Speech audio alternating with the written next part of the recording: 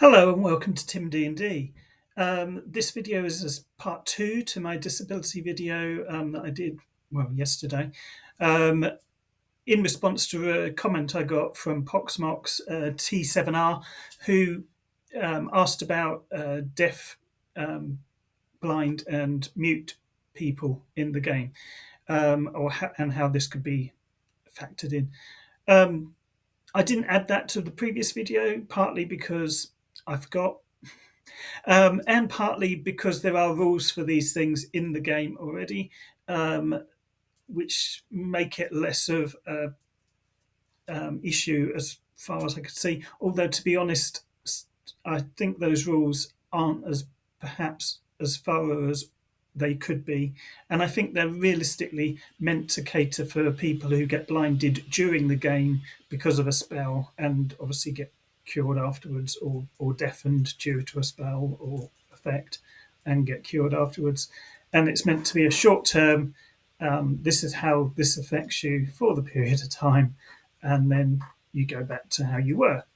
I think being born deaf or blind or mute would be a bit of a different impact, not only on the character who's suffering with this condition, but also on the way the game worked as a whole. And I'll talk about that as well. So in this video, I'm going to aim to talk about all three of those conditions. And I will talk about player characters having the conditions, NPCs with the conditions, and also players at the table having those conditions and how that can work. Total honesty here, I haven't played with anyone who has these conditions. I haven't had any NPCs as far as I can remember, or player characters as far as I can remember, in one of my games who've had these conditions. It's not something I tend to do at my players as far as spells and things concerned, because it can mess them up and stop them doing some of the things they want to do. And to be honest, I just haven't had that come up. So some of the things I'll talk about will be based on live play shows that I've seen, and I'll comment on whether I think they did that right or wrong or whatever. And other things will be just from my own experience. As I mentioned in the previous video, I'm a nurse. I've worked with multiple different people with different conditions. So my own experience of dealing with blindness, deafness as well will come into it as well.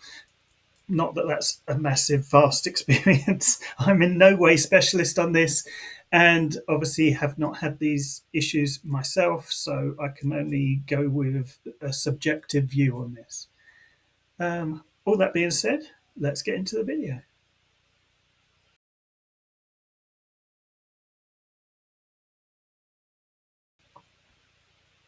Having a deaf or blind or mute NPC can be a useful tool in the DM's box.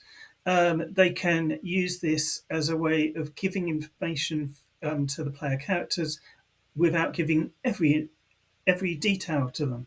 For instance, the blind beggar who's overheard something but can't describe the person who was talking. There's multiple different situations. That's just one off the top of my head. So realistically, the blindness, the deafness, the muteness of the NPC is a tool both as a restricting amount of information, or also just as a way of highlighting that NPC to your players and make them more memorable. Your players will naturally remember, oh, that deaf guy who couldn't hear anything we were saying but could read what we were writing down, or the blind guy in the other town. They will remember these people enough to remember the information that's given them. It's amazing how much players don't remember when you don't give them any other information other than one person telling them something. But that's another issue. In my campaign, I've currently got a partially deaf NPC who runs the magic shop, who goes very, very deaf whenever a player starts to try and barter with them. In live play shows, I can really only remember a single NPC at the moment, which would be on the natural one, and it was a mute pirate who couldn't talk because the tongue had been cut out, and that served the purpose of highlighting to the players that magic users were going to have their tongues cut out. So it was multiple reasons why that character was mute, um, and I think in that case the character had been mute for some time, ever since his tongue had been cut out, and he carried a board around with him and some chalk, and he would write down what he needed to say so the players could understand him. So that was catered for in the storyline, but also highlighted something the players really needed to avoid doing, which was casting magic in front of people. So again, the whole point of the muteness was a tool in the game to highlight something, and to make that character more memorable. How you use these things for your NPCs is entirely up to you and what you need at the time.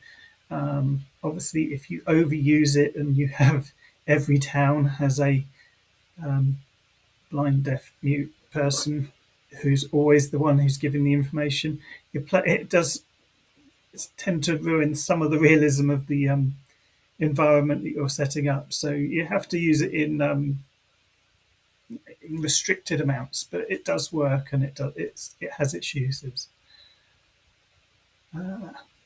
That's NPCs. Not a lot more to say about it in there. I don't think NPCs are where the real problems come in, so we'll talk about that in the next section.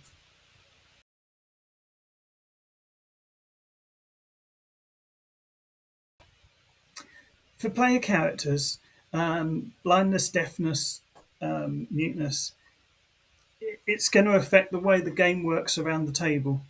And you have to think really carefully before you allow a character to have any of these ailments, these conditions. As I've said in my previous video, you have to question in this fantasy universe, why has this condition not been cured? Can it be cured? All of these factors. Is it about money? In which case, once the character gets a certain amount of money, would they or would they not want to have this condition cured? You also have to question how it's going to affect everyone else at the table, including the Dungeon Master. Because of the way Dungeons and Dragons is played, the Dungeon Master creates the environment in front of the players when they step into a new area. And they do that using sight, sound, smell, in some cases taste, if your characters like to go around licking walls and things. All the senses are covered and they use them. If a character or one character in a group can't understand one of those senses because they are blind or deaf, then it really causes a problem with metagaming, and it can cause an issue for the Dungeon Master, who has to then try and explain the situation as if they couldn't see it, as well as for the other characters all the things they can see. The player then has to pretend that they could, the blind player has to then pretend they couldn't see all those things that have been described to them, and the deaf player has to pretend they couldn't hear all those things that were described to them, which is just an added layer of problems for the player. to deal with in not metagaming. That being said, as I stated in the other video, if a player comes to me and they identify because they are blind or deaf, they identify as part of that disability and they want to portray that in their character, I'm not going to stop them. In fact, that actually means it's a lot easier for the metagaming side of it, because I've described something visual which, if the blind person was blind from birth, they won't necessarily understand in quite the same way. Colours and things, I guess.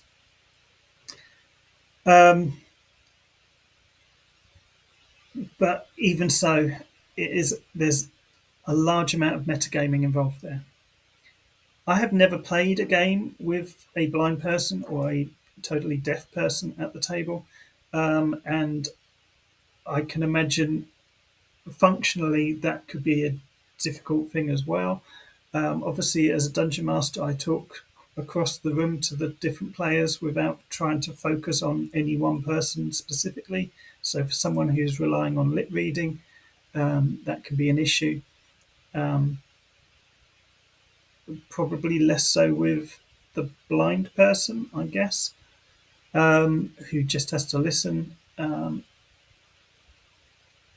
But again, a lot of the time when you run a game, you rely on sight so much. So if you have got a blind person at the table, you're going to have to really remember to use sounds and smells a lot more in your descriptions in order to cover those areas.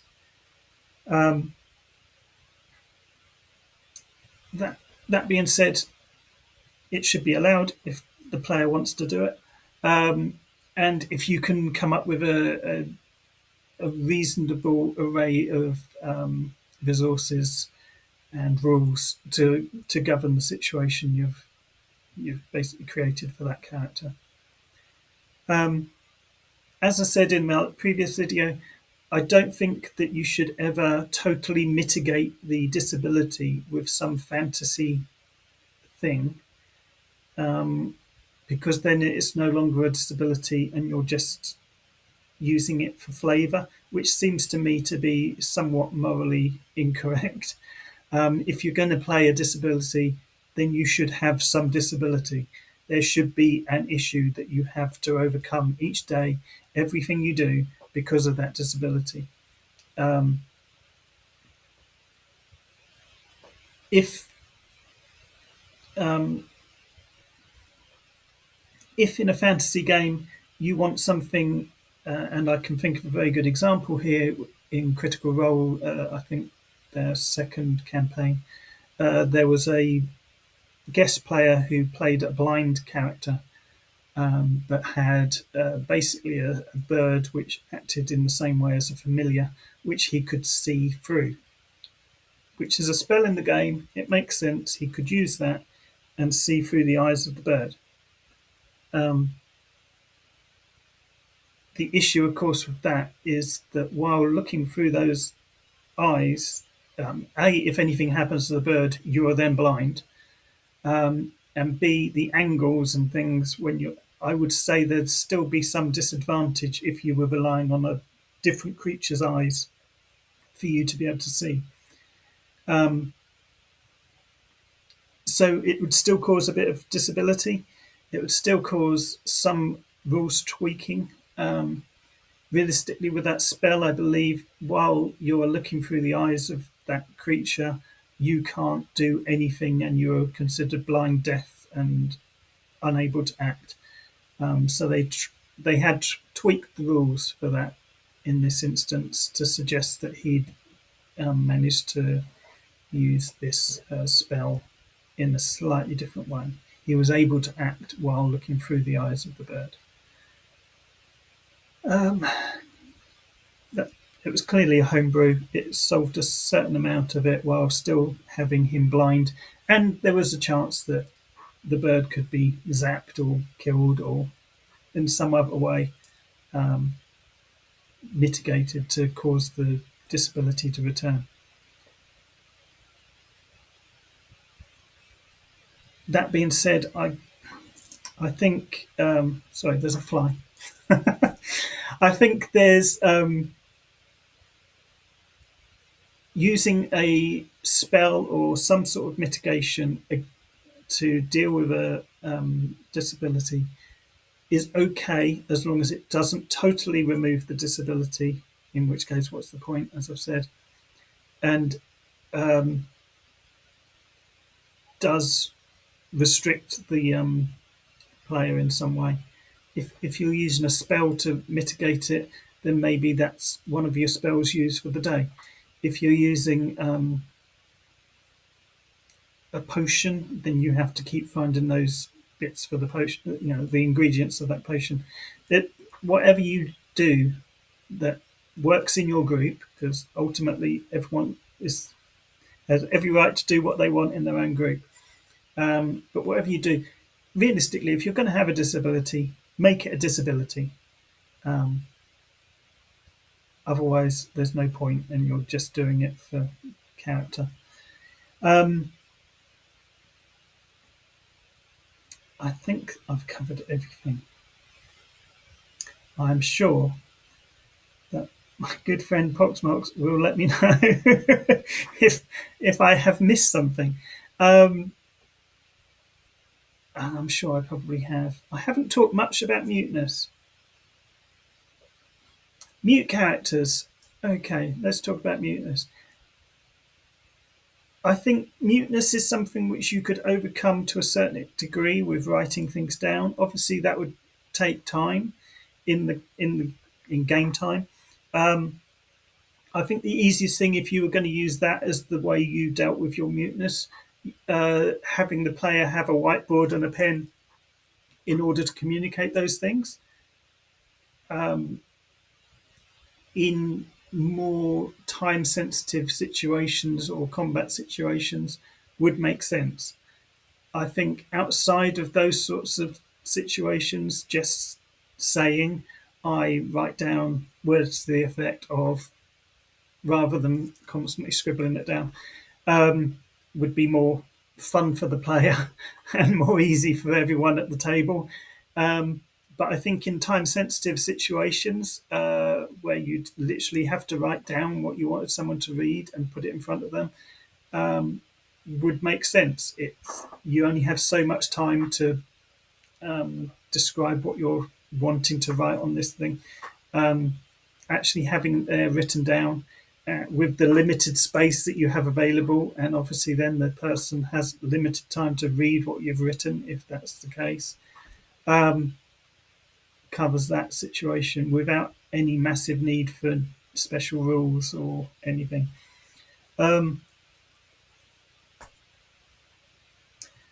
yeah, I don't think muteness is such a disability in terms of the game.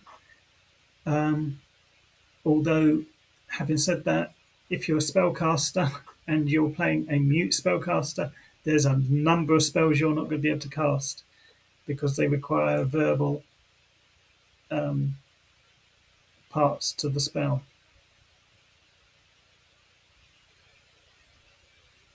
I think if you were playing a mute sorcerer who's born mute and born a sorcerer, your dungeon master would have to say that some of those spells were you were able to cast by whatever guttural sound you could make from mute, without the need for specific words. Um, and I think that would make sense, although I wouldn't recommend you allow someone to do that because they want to be able to cast spells without using words, which I can see some power gamers using. Um, because the amount of times that you want to say, well, you're gagged, you can't cast a spell. And then they've said, well, that's fine, I'm mute and I don't use words anyway. Um, so any power games watching this video thinking to themselves, that sounds clever. No, just no. But saying that, I think it would make sense for a sorcerer who's born with magical powers and born mute who to be able to cast spells without needing vocal words. to cast the spell. But I feel that they'd probably have to do something, even if it's clicking a finger or something, in order to make that spell work. Um, I can't think of anything else that would be problematic with muteness. Obviously, calling out to people and things, or whispering. But again, the board would cover the whispering side anyway, probably better than actually whispering. I suppose sound of chalk on a board could be overheard. Um, but I don't think that it would have as big an impact on the group as a whole as the blindness or the deafness. Um, I Yeah, I do think that those conditions could be really problematic for a DM. And I have to say, I'm quite glad I don't have a player wanting to do that at this moment in time. Um, if my kids are listening, please don't do that. But at the same time, I can see how it could be quite a fun role to play. And as I said before, if someone identifies as blind, as a member of the blind community, and wants to portray that in their character, you're going to have to let them. I can't see why you wouldn't, because otherwise you're discriminating. That's it for me, guys. I think that's it. Um, Hopefully, this answered everything that I failed to mention in my previous video. Um, I've probably forgotten some other things, guys. As I said in my other video, none of this is intended in any way offensive to people. I try very hard not to cross that line. If I have offended anyone in any way with saying anything which wasn't 100% PC, please just leave a comment below and I'll try and answer it, apologise, or whatever. All that being said, see you in the next video.